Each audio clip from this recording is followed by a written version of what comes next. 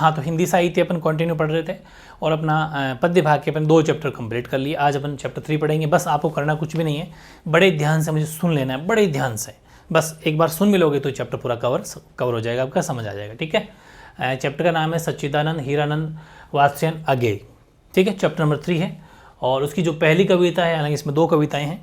पहली कविता ये है दीप अकेला, ये पहली कविता। ठीक है, बात करते हैं पहली कविता का। पहला काव्यांश मान लीजिए। ठीक है, ये दीप अकेला स्नेह भरा है, गर्व भरा मदमाता। मदमाता का मतलब हो गया मस्ती से, पर इसको भी पंक्ति को दे दो।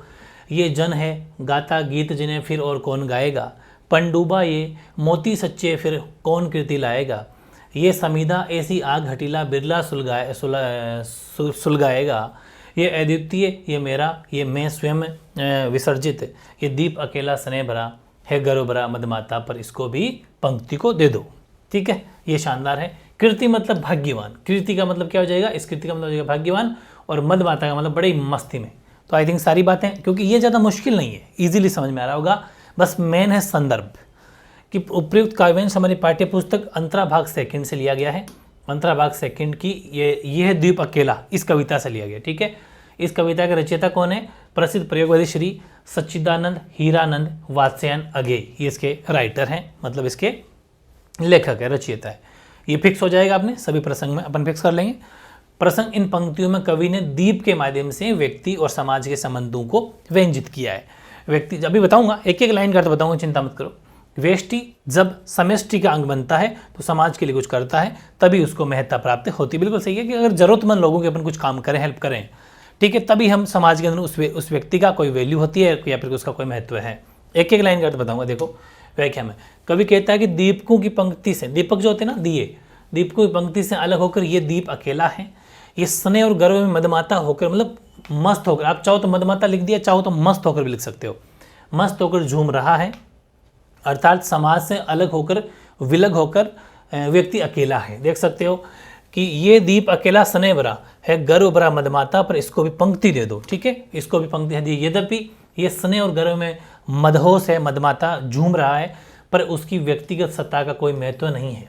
उसकी कोई, क्योंकि व्यक्तिगत सत्ता नहीं, वो अकेला पड़ गया है, पंक्ति में नहीं है। ठीक है, इसलिए उसे समाज के साथ जुड़ना ही होगा। यहाँ पंक्ति का मतलब लाइन, लाइन का मतलब समाज के साथ कनेक्टिविटी।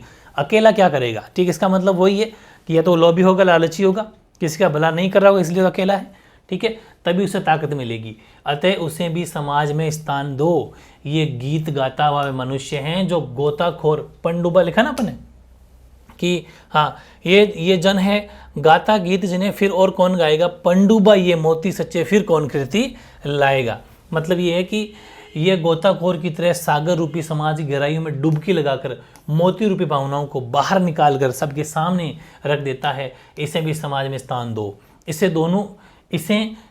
दोनों को लाभ होगा। देखो यहाँ जो अपन लाइन पढ़ रहे थे कि ये समीधा ऐसी आग हटीला बिरला सुलगाएगा। ये अद्वितीय ये मेरा ये मैं स्वयं विसर्जित। ये दीप अकेला स्नेह भरा। ठीक है, इससे दोनों को लाभ होगा। और ये हवन की, ये जो अपन ने बात लिखी ना कि हटीला बिरला सुलगाएगा, ठीक है, यहाँ से तो ये हाँ, ये हवन की लकड़ी समीधा है जो अन्य लकड़ियों की अपेक्षा अद्वितीय है। ये देखो ये लाइन जो पूरी है, यह अद्वितीय ये मेरा ये है मैं स्वयं विसर्जित। ठीक है, ये सुलगाएगा, हटीला बिरला सुलगाएगा ये चीज़। ठीक है, तो यहाँ से अपन ने पढ़ दिया। हाँ, लकड़ी जो अन्य लकड़ियों की उपेक्षा अद्वितीय मतलब यूनिक है, श्रेष्ठ है। अर्थात ये व्यक्ति हैं जो समाज के अन्य व्यक्तियों की अपेक्षा अद्वितीय हैं, विलक्षण है। इसमें अहंकार का, यानी अहंकार स्वयं का भाव भरा हुआ है। अहंकार का भाव, क्योंकि अकेला कौन होगा, सीधी सी बात है, जिसमें अहंकार होगा। इसे अपनी व्यक्तिगत सत्ता पर रखते हुए भी समाज के साथ विलय होना ही होगा। इस अंश की कवि के पक्ष में भी व्याख्या की जा सकती है। थोड़ा आगे और है, थोड़ा सा। दीप कवि के दृढ़ आत्मविश्वास और अस्मिता का प्रतीक है। दीपक अकेला है पर अंधकार में प्रकाश फैलाता है। उसे भी उन दीपकों की पंक्ति में स्थान दो जो समाज को प्रकाशित कर रहे हैं। कवि समाज के हितार्थ गीत गाता है, समाज के हितों गीत गाता है। यदि इसे कवियों की पंक्ति में नहीं बैठाया गया तो समाज के कल्याण के गीत कौन गाएगा। ठीक है भाई, जैसे कोई कवि है, वो गीत गाता है तो उसको कवियों के साथ में बिठाओ, कवियों की पंक्तियों में बिठाओ, वरना गीत गाएगा कौन। ठीक है, कवि का हृदय भावनाओं से भरा है जिनके द्वारा वह अपनी भावनाओं को अभिव्यक्त करता है। उसकी कविता से उसका गर्वीला हटीला व्यक्तित्व प्रकट होता है।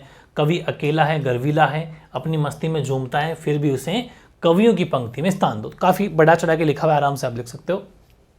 विशेष में कवि ने वेष्टि को समष्टि के साथ जोड़ने का संदेश दिया है, मतलब जो अकेला है उसको सभी के साथ में लाओ। और गाथा गीत में अनुप्रास अलंकार है, द्वीप व्यक्ति का और पंक्ति का समाज का प्रतीक है। रूपक अलंकार भी इसके अंदर यूज है, भाषा लाक्षणिक है और तत्सम शब्दावली का प्रयोग, लगभग तत्सम शब्दावली का प्रयोग रहेगा इसमें। सेकंड देखो, यह मधु है स्वयं काल की मौना का युग संचय, ये गोरस जीवन कामधेनु का अमृत पत पाए, ये अंकुर फोड़ धरा को रवि को तख्ता निर्भय, ये प्रकृत स्वयंभू ब्रह्मा अयुत, इसको भी शक्ति को दे दो। बाकी तो ये दीप अकेला स्नेह वो तो सेम है। कुछ वर्ड मुश्किल से लिख दिए। मोना मतलब टोकरा होगा, ये जो मोना इसका टोकरा हो जाएगा। गोरस का मतलब दूध या दही, ठीक है, गोरस का मतलब दूध या दही हो जाएगा। कामधेनु गाय हो ही गया।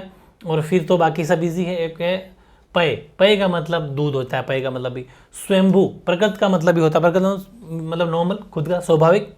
स्वयंभू, स्वयंभू का मतलब स्वयं पैदा हुआ, ब्रह्मांड, वो सब जानते हो। अयुत का मतलब होता है पृथक या असंबंधी, ये अयुत जो है। कुछ 2-4 डिफिकल्ट है, बाकी ईजी है, ये तो अपना सेम रहेगा। प्रसंग व्यक्ति का अस्तित्व अकेले दीपक की भांति है, जो स्नेह गर्व और अहम भाव से परिपूर्ण है, किंतु उसका महत्व तभी है जब वह समाज में सम्मिलित हो जाएगा, ठीक है, हो जाए। कवि ने उसे मधु, दूध, अंकुर, स्वयंभू आदि कहकर पुकारा है, किंतु समाज के साथ उसके विलय होने पर जोर दिया है कि हाँ सब कुछ नाम अच्छे हैं, मधु, दूध, अंकुर, स्वयंभू, लेकिन आपको समाज के साथ शामिल होना पड़े। कहने का मतलब है समाज में हर दुख दर्द में काम आना, हर किसी की बात को समझते हुए चलना, समाज में जो व्यवस्था है उनका पालन करना, तभी इंसान की वैल्यू है। कवि कहता है कि ये दीपक काल के टोकरे में, या मोना का मतलब टोकरा है, ठीक है, काल युग युग तक स्वयं संचित हुआ मधु है, ये जीवन रूपी कामधेनु का अमृत पेय हैं, ये वह अंकुर हैं जो धरती को फोड़कर जैसे अंकुर नहीं होता, कोई चीज़ बीज बोते हैं उसको अंकुर, मतलब वो जब अंकुरित होकर बाहर निकलता है, वैसे धरती को फोड़कर निर्भीकता सूर्य की ओर ताक रहा है। ये प्रकृति के अनुरूप स्वयं पैदा हुआ ब्रह्मा है, किंतु सर्वथा पृथक है। देखो लिखा ना कि ये प्रकृति, ये स्वयंभू, ये ब्रह्म, सब कुछ सब लिखा हुआ है, ठीक है, किंतु सर्वथा अलग है। पृथक का मतलब बिल्कुल अलग है। इसे भी शक्ति दे दो, अर्थात इसे भी पंक्ति में सम्मिलित कर दो। द्वीप व्यक्ति का प्रतीक है। द्वीप किसका प्रतीक है? व्यक्ति का प्रतीक है। ये ध्यान रखना, जितने भी ये मैंने बातें वो तो समझ गए होंगे आप। ये दीप यहाँ पर दिया का मतलब व्यक्ति है। कवि का भाव ये है कि व्यक्ति पूर्ण है, सर्वगुण संपन्न है, फिर भी समाज के साथ अंतरंग संबंध स्थापित होने पर ही वह शक्ति संपन्न बनेगा। चाहे कितने सर्व संपन्न गुण हो जाओ, समाज की व्यवस्था के अकॉर्डिंग अगर वो चल रहा है, समाज में शामिल है, तभी वो व्यक्ति का वैल्यू वरना का नहीं है। मजबूत होगा, जैसे कि दीपक अकेला है, स्नेहपूर्ण है, गर्वीला है, उसमें अहम भाव है, पर उसका पंक्ति में जगह प्राप्त करना आवश्यक है, वरना उस अकेले दीपक का कोई मतलब नहीं रह जाएगा। जैसे दिवाली के ऊपर पंक्ति से दिए जलाए जाते हैं, दीपक जलाए जाते हैं, अगर वो पंक्ति में नहीं हो तो क्या पता चलेगा, दिखेंगे ही नहीं। अगर पीछे कहीं का आगे पीछे कर दोगे तो पंक्ति में होना बहुत ज़रूरी है, ठीक है। इसी प्रकार व्यक्ति का समाज में मिलना आवश्यक है, तभी समाज और राष्ट्र मजबूत होगा। इन पंक्तियों का अर्थ कवि के पक्ष में भी किया जा सकता है। कवि का हृदय दीपक के समान है, वो बड़ा मधुर है, उसमें अपने युग की शांति की भावना संचित, अपने टाइम की, ठीक है। उसमें कामधेनु के दूध के समान जीवन रूपी अमृत भरा हुआ है। जिस प्रकार धरती को फोड़कर अंकुर बाहर निकलते हैं और निर्भीक होकर सूर्य की ओर देखते हैं, भाई अंकुर फूटते ही सूर्य सनलाइट उसको मिलते ही उसकी ओर देखते हैं, नसेंस उसको खुल जाते हैं, क्योंकि उनको धूप चाहिए होती है। उसी प्रकार कवि के हृदय की भावनाएं स्वतः प्रकट होती है और काव्य का सृजन करती है। ये एक स्वाभाविक प्रक्रिया है। कवि काव्य की रचना करके ब्रह्मा की तरह उससे पृथक और स्वतंत्र रहता है। अतः कवि अपने रचनात्मक क्षमता को शक्ति प्रदान करने का आह्वान करता है। इसके लिए उसका कवियों की पंक्ति में सम्मिलित होना बेहद जरूरी है। कवि वही सेम टू सेम है। कवि अगर कोई कविता सुनाएगा तो कवियों की पंक्ति में उसको भी शामिल करो, अकेला नहीं। विशेष में प्रतीकों का प्रयोग किया गया है। जीवन कामधेनु के अंदर रूपक अलंकार है। संस्कृत की तत्सम शब्दावली लाक्षणिक भाषा प्रयोग है। ये तो सब में लिख सकते हो, लगभग सब में यही यूज हुआ है। और कवि की मान्यता है कि किसी भी रचना का समाज के साथ जुड़ा होना आवश्यक है और छंद है वो मुक्त है। तीसरा, यह वह विश्वास नहीं जो अपनी लघुता में भी कांपा, वह पीड़ा जिसकी गहराई को स्वयं उसी ने नापा। कुत्सा, अपमान, अवज्ञा के धुंधवाते कड़वे तम में ये सदा द्रवित, चिर जागरूक, अनुरक्त नेत्र, उलंब बाहु वह चिर अखंड अपनापा। जिज्ञासु प्रबद्ध सदा श्रद्ध धाम में, इसको भक्ति को दे दो। ये दीप अकेला स्नेह भरा है गर्भ तमद माता, या फिर इसको भी पंक्ति में दे दो। तो कुत्सा का मतलब निंदा या घृणा, उलंब या बाहु का मतलब ऊपर उठी बाहें, और इसका मतलब प्रबुद्ध का मतलब होता है, प्रबुद्ध का मतलब होता है ज्ञानी या फिर जागा हुआ इंसान। ये तो अपना फिक्स है। प्रसंग दीपक को प्रतीक बनाकर मनुष्य ने विश्वासी यानी अर्थात विश्वास से भरा हुआ, सहनशील, जागरूक, प्रबुद्ध और सर्वगुण संपन्न बताया गया है। फिर भी वैसे पंक्ति लास्ट में वापस वही लाइन आ रही है 2, फिर भी उसे पंक्ति में जगह देने की बात की गई। ये लास्ट में तो एज इट इज वही हिंदी रहेगी सेम टू सेम। व्याख्या, कवि का कथन है कि दीपक उस विश्वास का रूप है जो अपनी लघुता में भी कभी कांपा नहीं। ठीक है, उसने लघुता का मतलब कम, लघुता मतलब कम होता है, उसने अपनी पीड़ा को स्वयं नाप लिया। इस दीपक रूपी व्यक्ति में आत्मविश्वास है, सहनशीलता है, दुख सहन करने की क्षमता भी है कि जिस प्रकार दीपक धुएं के बीच में जलता रहता है उसी प्रकार व्यक्ति भी निंदा अपमान के अंधकार में भी करुणार्थ हो जाता है। वह हमेशा जागरूक रहता है, इसके नेतृत्व से दूसरों के प्रति अनुराग झलकता है, इसकी उठी हुई बाहें दूसरों को गले लगाती है। ठीक है, बाहें उठाने का मतलब गले लगाना। इसके मन में पूर्ण आत्मीयता का भाव है, ये ज्ञान पिपासु, श्रद्धावान और जागृत है। इस व्यक्ति को भी समाज यानी समाज में सम्मिलित कर लो। दीपक की तरह ही अकेला है, गर्वीला है, स्नेहपूर्ण है, अहमभावी है, अर्थात सर्वगुण संपन्न है। अतः इसे समाज में मिला लो, जिससे समाज सर्वगुण संपन्न होगा और शक्तिशाली बनेगा। इस अंश की व्याख्या कवि के पक्ष में इस प्रकार के कर सकते हैं। कैसे कि कवि अपनी लघुता में भी अपना आत्मविश्वास नहीं खोता है। ठीक है, और वो आलोचनाओं से नहीं घबराता। जैसे कवियों की खूब आलोचना होती है, हर आदमी की आलोचना होती है, लेकिन ये नहीं घबराता है। वह अपने उत्साह को कभी कमज़ोर नहीं करता। वह करुणार्थ मतलब हृदय उसका करुणामय है, जागरूक है, उसके नेत्र अनुराग से भरे हैं। दूसरों का आलिंगन करने के लिए उसकी भुजाएं सदैव उठी रहती है। उसकी कविताओं की कटु आलोचना होती है, उपेक्षा होती है, निंदा होती है, अपमान भी किया जाता है, फिर भी उसका उत्साह कम नहीं होता। वह अकेला होते भी अडिग है, अहंकार से भरकर मस्ती में शुभता है, निष्कंप है। अतः इसे कवियों की श्रेणी में स्थान देना चाहिए। यहाँ पर अगर बात करें तो 1 नंबर तो हो जाएगा संस्कृत की तत्सम शब्दावली लाक्षणिक भाषा का प्रयोग हुआ है, मुक्त छंद का प्रयोग हुआ है, दीप वेष्टि चेतना का प्रतीक है, रूपक अनुप्रास व्यक्ति मतलब लगभग रूपक अनुप्रास अलंकार यूज होंगे, और व्यक्ति और समाज के संबंध में कुछ बातें। ये तो थी अपने 3। अब नेक्स्ट कविता देखो, वो है मैंने देखा एक बूंद। ये नेक्स्ट कविता है, पर संदर्भ आप अपने हिसाब से लिख देंगे सीधा सीधा कि मैंने देखा एक बूंद कविता के प्रयोगवाद के जनक, वही आप इजी लिख देना कि प्रस्तुत काव्यांश हमारी पाठ्य पुस्तक अंतरा भाग सेकंड में संकलित, जो कि क्या नाम हो जाएगा, कृति अरि ओ करुणा प्रभाग में से, और जिसके लेखक जो हैं वो सच्चिदानंद हिरण वाच्यान है। ऐसे अपने ओन वर्ड्स में, जैसा कि अपन इसका संदर्भ लिखा था सेम टू सेम संदर्भ यही संदर्भ कर देना, ऐसे बस नाम चेंज कर देना कविता का। ठीक है, कविता क्या है, मैंने देखा एक बूंद से ऐसा, उछली सागर के झाग से, रंग गई क्षण भर ढलते सूरज की आग से, मुझको दिख गया सुने विराट के सम्मुख, हर आलोक छुआ अपनापन है उन्मोचन नश्वरता के दाग से। सहसा मतलब अचानक, नेक्स्ट है ना, उन्मोचन का मतलब मुक्त करना, नश्वरता मतलब नष्ट होने वाला। 3 मैंने लिख दिया है, बाकी तो इजी है, अब अभी समझ में आ जाएगा। प्रस्तुत काव्य पंक्तियों में अज्ञेय ने समुद्र से अलग दिखने वाली बूंद की क्षण भंगुरता का वर्णन किया है कि बूंद क्षण भर के लिए सूर्य के प्रकाश से प्रकाशित होती है, जिससे कवि दार्शनिक हो जाता है। विराट के सम्मुख बूंद का समुद्र से अलग होना नश्वरता के दाग से, विराट का मतलब होता है बहुत बड़ा विराट। ठीक है, तो विराट के सम्मुख बूंद का समुद्र से अलग होना नश्वरता के दाग से मुक्ति का अनुभव है। ठीक है, नश्वरता का मतलब है नष्ट होने वाला, बिल्कुल नष्ट होगा भाई, इतना बड़ा समुद्र है समझ लो, उसमें से एक बूंद का अलग होना क्या फर्क पड़ जाएगा, वो तो खत्म होना है, फिर इसका मतलब जाहिर सी बात है उस बूंद वो अपने आप को खत्म करने का अनुभव है। कवि कहता है कि बूंद सागर की लहरों के झाग से उछलकर अलग हुई और पुनः उसी में समा गई। संध्याकालीन सूर्य की किरणें अरुणाभ थी, वह बूंद थी उन किरणों का संपर्क प्राप्त करके लाल हो गई। भाई शाम के टाइम पर लालिमा छा जाती है, और जब बूंद ऊपर उछलती है तो वो भी लाल लाल से दिखाई देती है, कभी कैमरे में आप कैप्चर भी किया होगा। ठीक है, और झिलमिलाने लगी। वह बूंद क्षणिक थी, थोड़ी देर के लिए थी, किंतु क्षण भंगुरता निरर्थक नहीं थी। उस बूंद के उछलकर पुनः सागर में विलीन होने के दृश्य को देखकर कवि के मन में एक दार्शनिक भावना जागृत होती है कि व्यक्ति बूंद तथा सागर समाज, बूंद को तो समझ लिया व्यक्ति को, और सागर जिसमें से समुद्र में से उछली थी वो उसको मान लिया समाज। जबरदस्त ध्यान रखना है ना, व्यक्ति तो बूंद और सागर मान लिया समाज को के समान माना है। ठीक है, कि जिस प्रकार बूंद बूंद से सागर बनता है उसी प्रकार व्यक्तियों के समूह से ही समाज बनता है। बिल्कुल सही है। बूंद का सूर्य किरण से प्रकाशित होकर चमकने और पुनः समुद्र में विलीन होने को देखकर कवि को आत्मबोध यानी कि खुद की आत्मा जागृत होती है कि विराट सत्ता निराकार और अखंड है। ठीक है, जीव खंड है, कवि को उसमें भी अखंडता के दर्शन होते हैं, सत्य के दर्शन होते हैं। वह अनुभव करता है कि मानव जीवन के वे क्षण सार्थक हैं जो विराट के साथ विलय होने पर व्यतीत होते हैं। विशेष बूंद व्यक्ति का और सागर समाज का प्रतीक है। आग शब्द आलोक के लिए आया है, तत्सम शब्दावली का प्रयोग है और बिंब सुंदर ढंग से बिंब को भी इसके अंदर इस्तेमाल किया गया।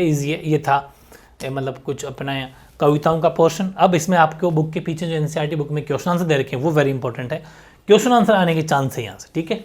तो पहले अपन देखते हैं ये दीप अकेला, इस कविता से कौन कौन से क्वेश्चन आंसर है। पहला क्वेश्चन है कि दीप अकेला के प्रतीकार्थ को स्पष्ट करते हुए ये बताइए कि उसे कवि ने स्नेह भरा, गर्व भरा एवं मदमाता क्यों कहा है। तो देखो, दीप अकेला कविता में दो प्रतीकार्थ शब्द है, एक द्वीप और दूसरा पंक्ति। दो शब्द का यूज हुआ, एक तो द्वीप का, एक पंक्ति का, बिल्कुल सही है।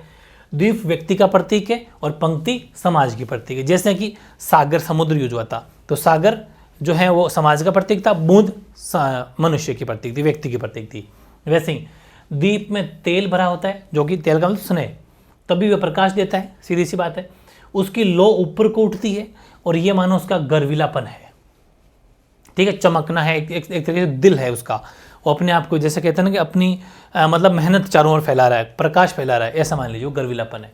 उसकी लो हवा के साथ इधर उधर घूमती है, ये उसका मदमाता तापन है, ठीक है। इसी प्रकार मनुष्य स्नेह प्रेम से भरा होता है, उसमें भी अहंकार, और अहंकार में मदमाता होकर झूमता भी है। दोनों प्रतीकार्थ सार्थक है, ठीक है, बिल्कुल सार्थक है, सही आंसर है। दूसरा, ये दीप अकेला है पर इसको भी पंक्ति को दे दो, ये आधार पर वेष्टि का समष्टि में विलय क्यों और कैसे संभव है। दीप और पंक्ति क्रमशः व्यक्ति और समाज अथवा वेष्टि और समष्टि के प्रतीक है। दीप को पंक्ति में स्थान देने का तात्पर्य यह है व्यक्ति का समाज में विलय या व्यष्टि का समष्टि में विलय। दीप का पंक्ति में मिलना बहुत आवश्यक है, ठीक है, तभी उसका प्रकाश सर्वव्यापी होगा। वो मैंने कहा ना कि दीप जब पंक्ति में होंगे तभी अच्छे लगते हैं, तभी सर्वव्यापक प्रकाश होगा। अकेला दीप कितनी जगह प्रकाश फैला सकता है, ठीक है। इसी प्रकार व्यक्ति का समाज में मिलना उसका सार्वभौमिकरण है, इससे व्यक्ति की शक्ति बढ़ जाती है, इससे व्यक्ति को समाज दोनों का हित होता है, ठीक है। समाज में वैल्यू बढ़ती है, समाज के अकॉर्डिंग चलने से सब कुछ हेल्प है, ठीक है, और समाज को भी मदद रहेगी, ये है। तीसरा, गीत और मोती की सार्थकता किससे जुड़ी है। गीत की सार्थकता उसके गाने पर ही निर्भर है, लोगों द्वारा गाए जाने पर उसका महत्व बढ़ता है। यदि गीत गाया नहीं जाता तो वह निरर्थक है, ठीक है। इसी प्रकार कवि अपनी भावनाओं को गीत द्वारा व्यक्त करता है और समाज उस गीत को गाकर सार्थकता प्रदान करता है, सही बात है। वैसे ही मोती की सार तभी है जब कोई गोताखोर समुद्र की अतुल गहराई से निकाल कर उसे बाहर लाता है, वरना वो अंदर छुपा हुआ का क्या मतलब रह जाएगा, ठीक है।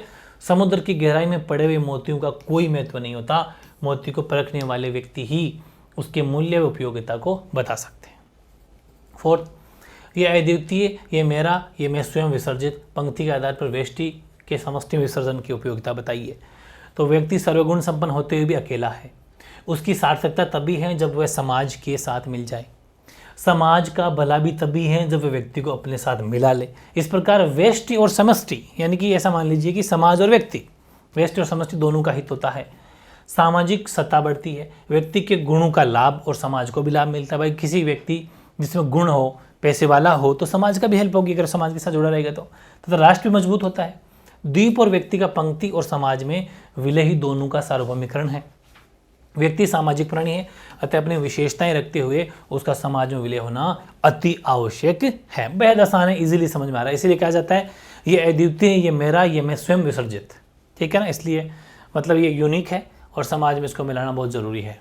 पांचवा, यह मधु है, स्वयं काल की मोना का युग संचय, ये गोरस जीवन कामधेनु का अमृत पूत पय, ये अंकुर फोड़ धरा को रवि को तख्ता निर्भय। उपयुक्त पंक्तियों के आधार पर बताइए कि मधु, गोरस और अंकुर की क्या विशेषताएं हैं। मधु, गोरस और अंकुर। मधु की विशेषता ये है, पहले अपन मधु ले रहे हैं। मधु की विशेषता ये है कि वह एक दिन में संचित नहीं होता, मधुमक्खी धीरे धीरे उसका संचय करती है। स्वयं काल अपने टोकरे में युगों तक संचय करने के बाद मधु प्राप्त होता है। ये तो आपने देखा होगा, फूलों के रस चूस चूस के इकट्ठे करते हैं मधुमक्खियाँ, तब जाके वो शहद इकट्ठा होता है। फिर बात आई गोरस की। गोरस गाय के दूध से प्राप्त होता है। गोरस जीवन रूपी कामधेनु का दूध है, यह अमृत पेय है, ठीक है। अंकुर की बात करें, अंकुर विपरीत परिस्थितियों में भी धरती को फोड़कर बाहर निकलता है, ठीक है, और सूर्य की ओर ताकता रहता है या ताकता रहता है, वह सीधा तना रहता है। कवि ने इसे सूर्य की ओर ताकना कहा है। ये तीनों का अर्थ हो गया, शानदार आंसर बन गया। भाव सौंदर्य स्पष्ट कीजिए। ये प्रकृत, स्वयंभू, ब्रह्मा, अयुत, इसको भी शक्ति को दे दो, अपने पढ़ा भी था। तो इसका भाव सौंदर्य क्या होगा कि कवि के अनुसार धरती को फोड़कर निकलने वाला अंकुर प्रकृत, स्वयंभू और ब्रह्मा के समान है, क्योंकि वह धरती की ऊपरी सतह को फोड़कर बाहर निकलता है, ठीक है, और निर्भीकता से सूर्य की ओर ताकता है। यही स्थिति कवि की है। वह अपने गीत स्वयं रचता है और स्वतंत्रता से गाता है, और वह भी सम्मान का पात्र है, सम्मान, रेस्पेक्ट का पात्र है। तीसरा, जिज्ञासु, प्रबल, सदा श्रद्धा में, इसको भक्ति को दे दो। इसका भाव सौंदर्य कि ये दीपक हमेशा जानने का इच्छुक, ज्ञानवान और श्रद्धा से युक्त रहता है। ये भक्ति से भरा है, इसे समाज को अर्पित कर दो। व्यक्ति में भी ये सभी गुण विद्यमान रहते हैं। ऐसे ही कवि भी जिज्ञासु, जागरूक और श्रद्धावान होता है। उसे भी समाज के कार्यों में संलग्न रहने दो, ठीक है। ये साफ साफ पता चल रहा है। उसको भी भक्ति दे दो, भक्ति को दे दो या पंक्ति को दे दो। ये सदा द्रवित, चिर जागरूक, अनुरुक नेत्र, उलम्ब बाहु, ये चिर अखंड अपनापन, अपना पा। बात सौंदर्य क्या है इसका कि दीपक व्यक्ति का प्रतीक है। दीपक सदा जलता है, आग को धारण करता है, उसकी पीड़ा को पहचानता है, वह स्वयं जलता है और करुणा से द्रवित होकर दूसरों को अपना प्रकाश देता है। इसी प्रकार मानव भी स्वयं कष्ट उठाता है, दूसरों के प्रति करुणा दिखाता है, वह स्वयं जागरूक रहता है, सावधान रहता है और सबके प्रति प्रेम भाव दिखाता है। इसी प्रकार कवि भी स्वयं कष्ट उठाता है पर सबके प्रति सम्मान और प्रेम का भाव रखता है। बिल्कुल सही, कवि से कंपैरिजन किया गया है। फिर सातवां, ये दीप अकेला एक प्रयोगवादी कविता है। इस कविता के आधार पर लघु मानव के अस्तित्व और महत्व प्रकाश डालिए। या फिर यही क्वेश्चन ऐसे भी आया था कि ये दीप अकेला स्नेह भरा कविता के प्रतीकार्थ को लिखिए। या फिर ऐसा भी पूछा गया है, ये दीप अकेला कविता का मूल भाव क्या है, मूल प्रतिपाद्य क्या है। ये रिपीट क्वेश्चन है, बड़े ध्यान से समझना, और अब भी ये इंपॉर्टेंट क्वेश्चन बन जाता है, ठीक है। आंसर देखो कि दीपक अकेला है, वह दीपों की पंक्ति की अपेक्षा एक लघु इकाई है। मतलब हालांकि जो पंक्ति की वो तो बड़ी इकाई होती है, ये तो अकेला है, ठीक है, लघु इकाई है, फिर भी वह कंपित नहीं होता, डरता नहीं है, ठीक है। वह अपनी लौ को ऊपर करके गर्व के साथ जलता है। उसका अपना एक महत्व है, अपना पृथक अस्तित्व है, इसलिए अकेलेपन में भी सुशोभित है। उसका जलना सार्थक है, उसका जलना समूह के लिए विशेष महत्व रखता है। वह समाज के लिए आत्मत्याग करने को भी तत्पर रहता है, ठीक है। फिर समाज के सम्मुख मानव अत्यंत लघु है। वैसे ही सेम समाज के सम्मुख एक पूरा समाज है, उसके सामने एक इंसान तो लघु ही हुआ, छोटा ही हुआ, बहुत लघु है, अत्यंत लघु है। दीपक उसी का प्रतीक है। लघु मानव समाज का अंग होकर भी अपना एक विशिष्ट, ऐसा नहीं है भाई, जैसे हर इंसान का अपना अपना एक विशिष्ट है, अपना अपना एक वैल्यू है। ऐसे नहीं कि सारे इंसान एक जैसे होते हैं। जैसे मेरे दादाजी की अलग रेस्पेक्ट थी, अपने पापा जी की अलग रेस्पेक्ट है, अपनी खुद की किसी की कोई अलग अलग पहचान होती है, सबकी अलग अलग विशेषता है, लेकिन हम सब समाज में मिले हुए हैं, हम सब एक ही समाज में आते हैं। तो फिर समाज तो ऐसा नहीं कि भाई पूरे समाज में मिल गए तो आपकी वैल्यू तो है ही, बस खुद का एक विशेषता भी तो है, अलग अलग पहचान भी है। वैसे उस दीपक की पंक्तियों मिलने से दीपक भी अपने आप में उसकी भी कोई विशेषता ही है, ठीक है। वैसे इंसान की भी अपने आप विशेषता है। तो लघु मानव समाज के किस अंग के साथ जुड़े, इसका निर्णय वह स्वयं करता है। उसे बलपूर्वक समाज के किसी वर्ग के साथ जोड़ा नहीं जा सकता। वह स्वतंत्र है, वह अपने कार्यों द्वारा समाज का हित करता है। यही इस कविता का मेन प्रतीकार्थ है, ठीक है, मेन प्रतीकार्थ। काफ़ी बढ़िया क्वेश्चन है। अब अच्छा, अभी पूरा नहीं हुआ है, आगे प्रयोग तक में जनक है। ये दीप अकेला एक प्रयोगवादी कविता है। इस कविता में नए प्रतीक, नए उपमान, नए बिंब और नए छंद का प्रयोग हुआ है। उनकी अभिव्यक्ति भी नवीन है, भाषा में भी नवीनता है, इसलिए कह सकते हैं कि ये दीप अकेला एक प्रयोगवादी कविता है। बस ये यहाँ पर वो पहली कविता कंप्लीट हो जाती है। दूसरी कविता, नई हेडिंग लगाएंगे आप, मैंने देखा एक बूंद। इसका पहला क्वेश्चन ये, ठीक है। उसके 7 क्वेश्चन थे, 7 ओपन कर लिए। इसका पहला, सागर और बूंद से कवि का क्या आशय, या फिर मैंने देखा एक बूंद कविता के माध्यम से कवि आगे ने बूंद एवं सागर के संदर्भ में कौन से दर्शन का प्रतिपादन किया है। आंसर, सागर समाज का प्रतीक है, समष्टि का प्रतीक है। बूंद व्यक्तित्व व्यष्टि की प्रतीक है। बूंद सागर की लहरों से उछलकर अलग हो जाती है और पुनः उसी सागर में मिल जाती है। बूंद क्षणभंगुर है पर अपना विशिष्ट महत्व रखती है। इसी प्रकार भाई जैसे बूंद है, बूंद का भी तो अपने आप में महत्व है। समुद्र की जगह समुद्र है, सागर की जगह सागर है, उसमें बूंद का उछलना वो भी तो एक ऐसा नहीं बूंद को अपन भूल जाएंगे। बूंद का अपना अस्तित्व है, वो ठीक है सागर में वापस जाके मिल गई, लेकिन उसका अस्तित्व आज भी है, मतलब अपना इंपॉर्टेंस उसके साथ में हमेशा जुड़ा हुआ है। बूंद अपन ऐसे उछालते हैं तो बूंदे रहेगी, हाँ ठीक है, वापस उसमें मिल जाएगी। इसका मतलब ये है कि व्यक्ति चाहे कितना ही बड़ा हो, समाज से जुड़ा हुआ रहना चाहिए, वापस समाज के साथ ही जाना चाहिए। उसका विशिष्टता तो वैसे ही बनी रहेगी, इंपॉर्टेंस वैसा बना रहेगा, लेकिन समाज से अलग नहीं होना चाहिए। इसी प्रकार मानव का समाज से पृथक होने पर कोई अस्तित्व नहीं है, किंतु जब उसके खंड स्वरूप को विराट चेतना का आलोक मिल जाता है तो वह अमर हो जाता है। ठीक है, ये चीज। सेकंड क्वेश्चन है कि रंग गई क्षण भर ढलते सूरज की आग से, पंक्ति के आधार पर बूंद के क्षण भर रंगने की सार्थकता बताइए। तो देखो, सागर के जल से उछलकर अलग हुई बूंदें पुनः सागर के जल में ही विलीन हो जाती है, मिल जाती है। सागर के पानी की एक बूंद संध्याकालीन सूर्य की स्वर्णिम किरणों का प्रकाश पाकर स्वर्णिम हो जाती है, लाइक गोल्ड कलर की से हो जाती है, क्योंकि उस टाइम पर लालिमा छाई रहती है वैसे भी, और सभी को अपनी कांति से आकर्षित करती है, अपनी नज़र से, अपने दिखावे से अट्रैक्ट करती है। वह स्वर्णिम क्षण उस बूंद के जीवन की सार्थकता है। ठीक है, वो स्वर्णिम क्षण। शून्य विराट के सम्मुख हर आलोक छुआ अपनापन, हे उन्मोचन नश्वरता के दाग से। इन सब पंक्तियों के अपन को अर्थ स्पष्ट करना है, भावार्थ स्पष्ट करना है। तो भावार्थ ये है कि एक बूंद सागर से अलग होती है। ठीक है, इसका भाव ये कि बूंद का उस विराट समुद्र से अलग होना नश्वरता से मुक्ति का बोध है, अर्थात मानव का समाज से अलग होकर उस विराट से संपर्क और नश्वरता से मुक्ति पाना है। ठीक है, नाश होने से मुक्ति पाना है। ये विराट सत्ता निराकार है, पर मानव जीवन से संपर्क होने पर उसे अलौकित कर देती है और नश्वरता से मुक्त कर देती है, मतलब वह कभी नष्ट नहीं होता।